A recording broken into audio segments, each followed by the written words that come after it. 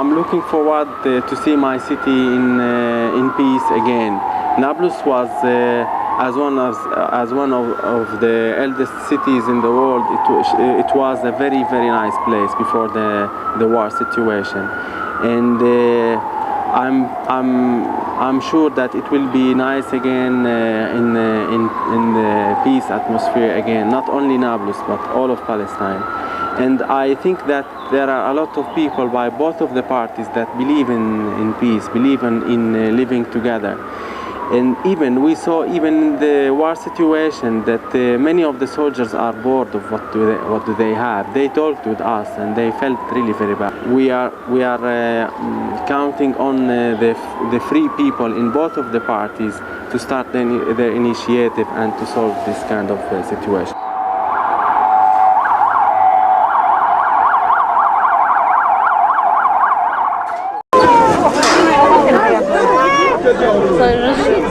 اوف برجعهم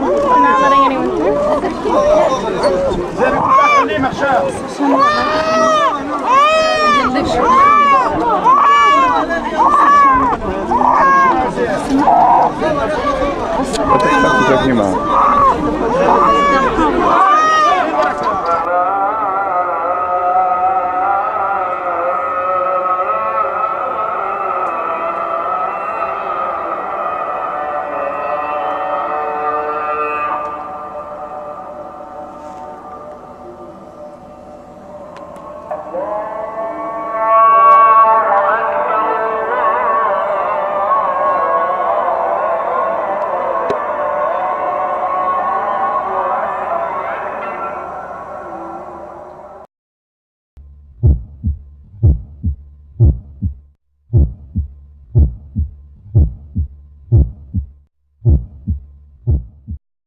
I want to go to Jerusalem, and actually when they made the Oslo agreement, it was that you agree that you can go to Jerusalem but not any time, because sometimes they may close it and it's not under your control, it's under their control. I can go to Bethlehem until I go to Ramallah first, and then I can go to Bethlehem, because now there is no cars going from here to Bethlehem or Hebron.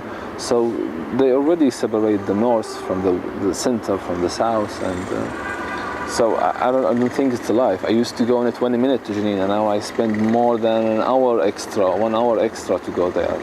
And still, sometimes I have to stop to ask for an ID or what you are doing here. And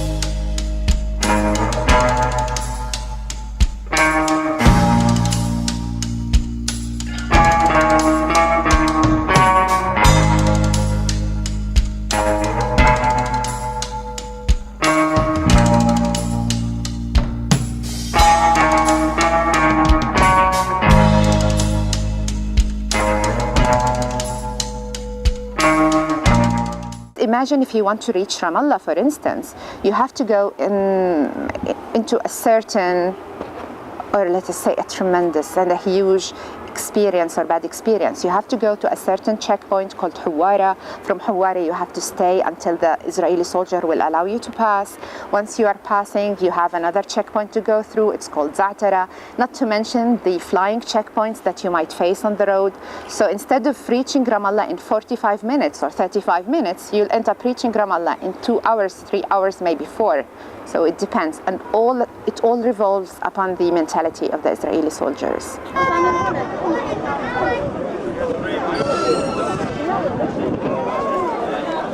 You just escort him to go for a slashing? I cannot go to Jerusalem, of course. The people here cannot go to Jerusalem. The Israelis don't allow us to go there. Also, we cannot go to any place without we pass checkpoints around Nablus. Especially in Nablus, we have a lot of problems with the soldiers. I cannot go, for example, to Jericho without I pass 2 checkpoints.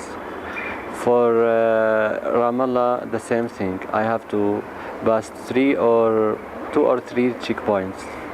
I start with the Hajiz Huwara checkpoint and checkpoint Zatara, also Atara. I have to pass 3 checkpoints, and maybe they arrested me, arrested someone else. It's so bad to pass checkpoints. Of course, in the beginning they starting to looking for your name in the computer. If they say wants you, they can arrest you. And sometimes 2 years ago, when I went to Qalqilia, they arrested me in Zatara checkpoint, not Zatara, Zawata checkpoint, and I spent 11 months in the jail without any problems, without they say to me why they arrested me.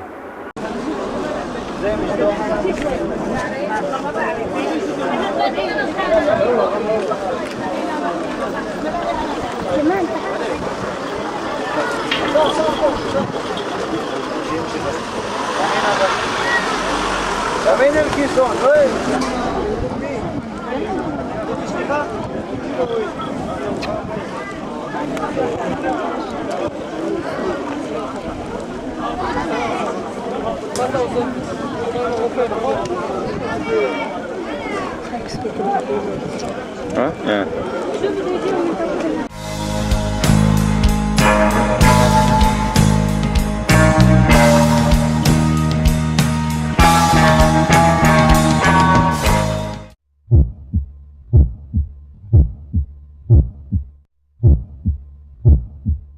I witnessed many of really terrible cases by which they killed persons after to be arrested. Ourselves as a medical team, we were without food for 12 days. We were eating the rest of the food which you cannot eat for 12 days. And we had in the field clinic more than 130 injured people for whom we couldn't do anything because we were isolated. The Israelis prevented any of the international parties to pass us the medicine or the food, at least to resist as much as we can inside the place of the military operation. It was crazy because they couldn't understand that we are a medical team. I was going to be killed 2 of the times in the first invasion of April 2002, me and 2 of my friends. One of them is still suffering from this because he collapsed and he has some psychological problems nowadays. We've been humiliated so many times. You had a guy who's been shot in an ambulance and they ask you where you're from, where you live, what's your name, but I mean they have the ID and it's all written. You know, and I remember, like, you know, I went out of we had a pregnant woman just in Huwara, so we had to cross Huwara checkpoint. And in the night they used to change the way, not on the main road, you go around the checkpoint. So you go in the field and the soldier is just like there, you know, with their heavy weapons and stuff. And then, so you go on the road, you go out, you open all the doors, they check you. They even, you know, I had snipers like on top of a truck, hit, like he's putting the gun like on me. I don't know, I mean, I just like, it was 3 or 4 in the morning, and then, I mean, it's only we kept telling them that we have a pregnant woman. I mean, she's waiting for us, and they just like did some stupid check, and then we went, and actually the woman had the baby in the taxi, so we arrived really late, and it's not like the first cases, and it's not the worst.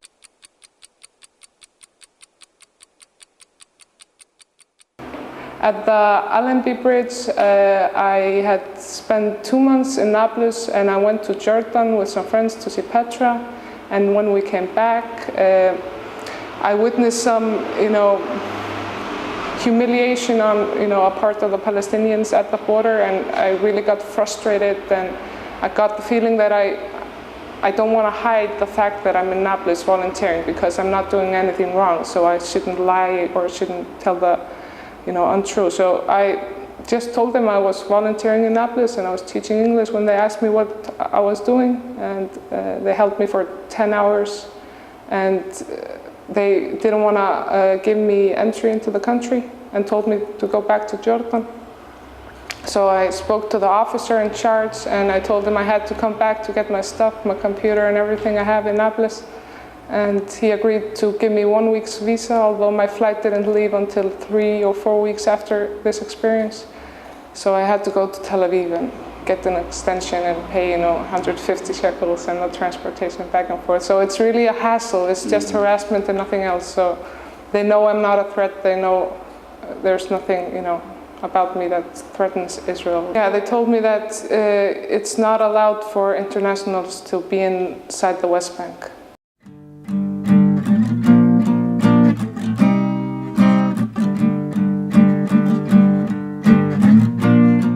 This is in Warsaw. I go into the security line, and the first thing is a big, bulky guy, about 6 feet tall in a suit, comes and asks me to come with him.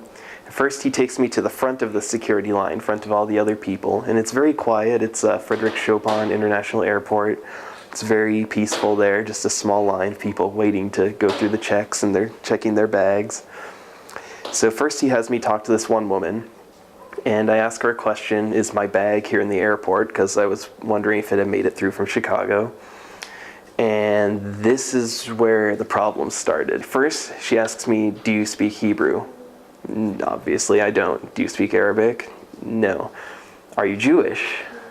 No, but your name is Polish. Well, are you from Poland? No, I'm from the US. I show her my passport. So why are you coming here? Do you have any relatives who are Jewish? No. Like, well, what religion are you now? Why does that matter? And then, well, what? Okay, I don't have one. It's not, well, why do you want to visit? I'm a history student. Let me see your student ID card. So I take out my wallet and I prove to her, and they go to the computer and search that it's a real university and that I do go there. Is this your camera? Yes. Has anyone else ever used this camera? Yes, my family, we all use it. Well, how can you trust them? Well, it's my family, my sister's used it, I trust her because she's my sister. And eventually they take me into a separate room and back. And first they put me there and I don't hear from them for about an hour. And then they come back and they bring all of my bags, or they bring my 2 bags that were meant to be my carry-ons first. They put them out on the table, they take everything out, they unzip they take the interior, they unzip that, they cut the full interior out, pull it open, swab the entire thing, check it for explosives. They go through each individual item I have in each of my bags, they disassemble my computer, pull it apart, search inside of it physically, then they turn it on and have me show them the physical, or the data, electronic data. They have me play a song on my iPod to prove it works. And then they tell me to come with them to grab my checked bags from the cargo area down below. Bring my 2 main bags that I checked, and they take those into the room and they go through, they unzip everything, take everything out of it. And this is where it really started to take a lot of time, because they would ask me a question, walk out, disappear for 30 minutes, 45 minutes at a time, come back into the room. They would keep going like this. And even though I had shown up 6 hours early for my flight, just to be sure that I made it, I didn't want to miss it. And from everything that I'd heard, I'd been expecting to be interrogated once I got to Ben Gurion. But this was before that, so I wasn't really expecting it. Eventually I convinced them to let me take at least my small laptop bag onto the plane. I don't get to bring my laptop, but I get the bag with a couple books I had. So I take this with me, and they saran wrap everything else, and they say, you'll have it by the end of the week. J'ai touché la souffrance en fait avec les comme réfugiés. Quand je commence le cours comme d'habitude, Je demande aux élèves de dessiner n'importe quel dessin. Les élèves où se trouvent comme réfugiés dessinent les martyrs, les tanks, les véhicules militaires, les revolvers, etc. Tout ça. Mais les autres enfants qui sont en fait riches un peu dessinent des football, jasmine, etc. Il y a beaucoup de différents entre les deux côtés, mais ça se passe particulièrement comme réfugiés. Les élèves ici en Palestine, les élèves deviennent plus agressifs en fait. C'est pourquoi c'est à cause de la situation. Quand les enfants dorment sur les voies de fou, réveillent sur l'incursion, réveillent sur le voie des tanks, les soldats qui disent Corfoufou, c'est interdit de sortir.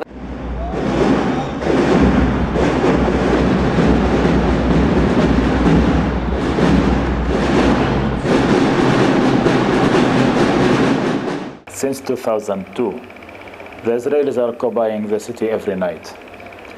And this negatively affects the psychological health of the citizens of the city. I don't sleep well. I'm expecting the Israelis to knock on the door of my flat and enter it anytime. I'm seeing nightmares when I sleep. When you see the Israeli soldiers when you go to sleep, or people everywhere in the globe go to sleep to get some rest. When I go to sleep, I wish every night not to see the Israeli soldiers in my nightmares. Sometimes they are coming using speakers and imposing curfews. Many of the citizens left the city, by the way. Many of the citizens found their jobs abroad and left the country. And I don't believe that this is the solution, but frankly speaking, life here is unbearable. Every day, every moment, we're expecting that they will be that they will go inside just to take someone, just to kill someone. They stayed 2 weeks in my house. I had a really good spot on the city, so they had like snipers on the roof, and I think there was like, every day there was more than 10 or 12 tanks on the street, and like they took like my house, my uncle's house, my other uncle's house. We had some cases like that. My sister, lost her baby, in the house, and she's been like stuck in the toilet, with the baby hang, it's for like hours, and we've been like trying to explain to the soldiers that it's ambulance. Every time I'm late after 8 or 9, my mother or my father, they call me like, go home, it's late, they're going in. For me, I go work, I feed my children, I pay all my expenses, that's it. So the other things like, just go relax, have fun, go out, do a barbecue. I don't need that because something may happen at that time, and then I will blame myself for this because I want to relax and I know that I'm still under occupation. The things that happened in these years, it was still, it's still difficult for all of us. No one can say that I'm okay with that, I can live with that. But still, because we want to be alive, because this is what makes us living, because we love life, not because we can handle the blood and the killing and stuff. No one can do that. But I think it's some kind of, I don't know if it's a dignity or that, I'm a strong person, or I don't know what, but I think no one is.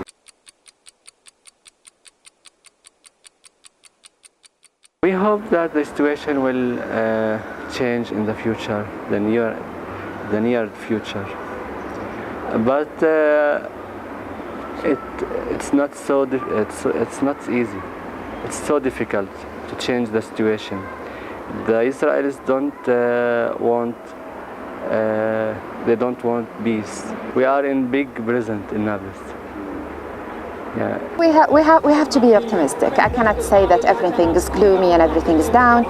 Even if we are under occupation, but we are living as much as we can. We're trying to lift up our spirits by introducing ourselves to different cultures and bringing new cultures into Palestine. I do hope that the occupation ends. This is what I wish. I don't wish for anything more than to end the occupation. I will not say I want the checkpoints to be removed, no, because this is something totally minor. Occupation has to come to an end. Il faut travailler avec la vérité.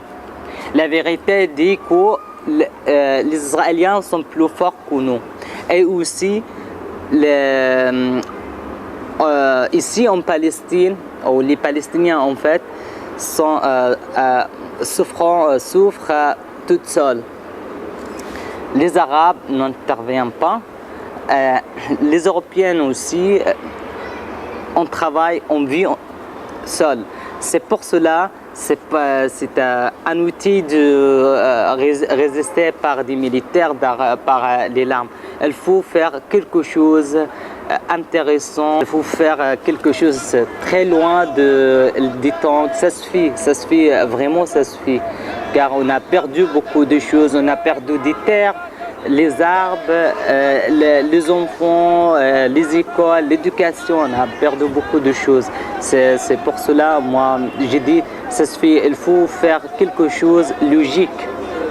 Ça ne marche pas avec la mentalité des pierres devant des tanks. Ça ne marche pas ça. Comme vous savez, comme vous traitez avec les enfants aussi, vous voyez les enfants, combien ils ont besoin de vivre, combien ils ont besoin de donner, combien ils ont besoin de changer la situation. Moi, j'ai dit ça pour les Palestiniens avant les Israéliens. Ça suffit pour nous, ça suffit la souffrance. On ne veut pas perdre la future de jeunesse. Discuter beaucoup avec les soldats au checkpoint.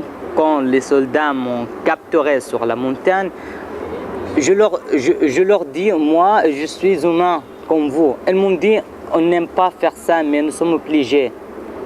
Et chaque officier, quelques officiers m'ont dit que moi, victime comme toi, Mazen Abou Sharon dorme avec ses femmes, ses familles, et nous reste là sur le checkpoint. Ça, c'est-à-dire, les deux côtés, on a envie de vivre. Ça suffit, ça, pour moi. Nous ne sommes pas des pierres au chèque. I don't think that this is the best time or the right time to solve the conflict. The conflict will continue, unfortunately. I do believe that if we would like to solve this conflict, we have to produce a new generation. A generation that believes in secular one state. A state that is not based on racism or even religion. A state where both Palestinians and Israelis live together. A state where nobody will be discriminated for his religion or for his ethnicity. A state for Palestinian Muslims, Christians and Samaritans and Jews, Israeli Jews. I don't know the name of this state. It might be whatever, but there is no solution but this one. We lived together once, so I think we can do it again. But still, now we cannot just say let's live together. I mean, I cannot just face all these people and the refugees and tell them, oh, it's easy. We did it before. We can do it now, because it's not. Now they just like they lost more. They suffer more. And, so I always speak about this hope that we know that we can live together. We want something to be changed, but we don't know when. We don't know how. But we're still trying. I mean, we didn't just stop and say we cannot have peace. No, we're still trying to find a way. But I think still we don't know how. But I think all this work you see, all these NGOs, all these people going to study and try to live a normal life, it means that they are looking for a way to have peace, to live with the other side. But maybe till now it's still it's still ambiguous. It's still there is a fog. We don't know exactly how we do it, but hopefully it will be soon.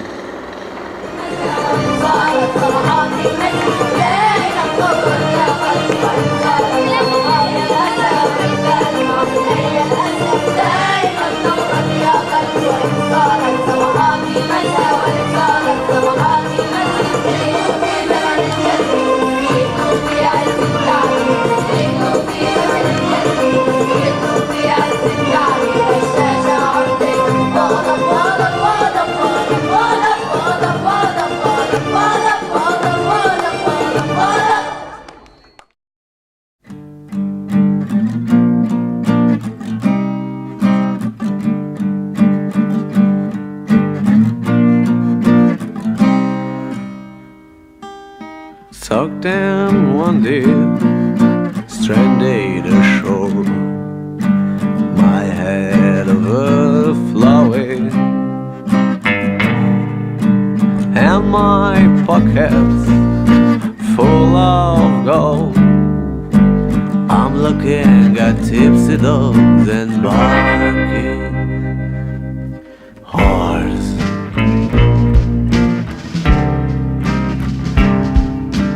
Dancing on the innocent boats, and I think to myself, and I think to myself, I am a son of a big burning what's left of the dream. Try to pull me off, fuck you. Babe, wake me up, I love to. You can't turn me down. You can't turn me down.